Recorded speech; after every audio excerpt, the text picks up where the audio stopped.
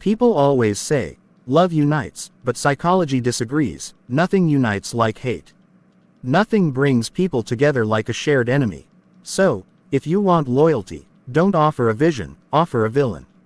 In group psychology, there's a principle so old it's practically carved into our DNA. Tribes form through conflict, not through shared dreams, but shared threats. You see it everywhere: religion, politics, even cults. They define themselves by what they are against, because the moment you identify a villain, people stop being individuals and start becoming a unified force.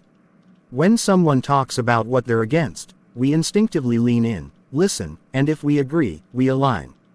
You create power not by being neutral, but by becoming a pole people can either reject or rally around. So, define your identity by the enemy you choose. If you're building a brand, don't just talk about your values, talk about what you stand against. If you're building personal power, be vocal about what you won't tolerate, what disgusts you, what you're fighting. You don't need to start wars, but you do need to stand for something, and that means standing against something else. And those who agree will follow you blindly. You think tolerance makes you a good person, but if you tolerate everything, you stand for nothing.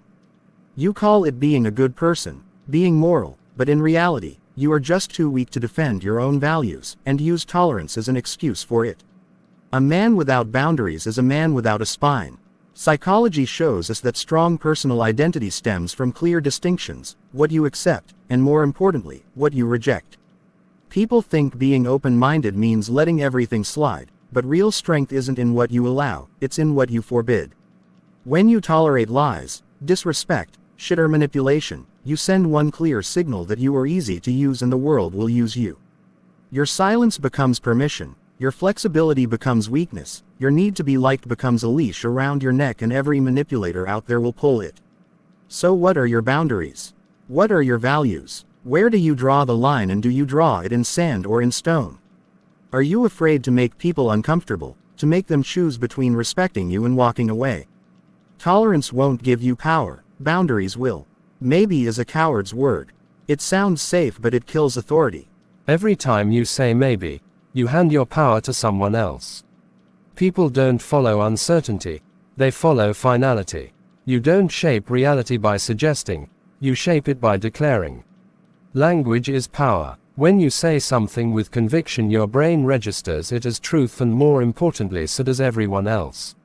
It's called the illusion of finality, the psychological bias that makes people accept firm, confident statements as reality even without evidence. That's why politicians never say "I think" or "I'm not sure." They say "this is how it is," and people obey, not because it's logical but because it's emotionally certain. In a negotiation, never say, "Maybe we could do this." Say, "This is what's going to happen." The tone alone changes everything.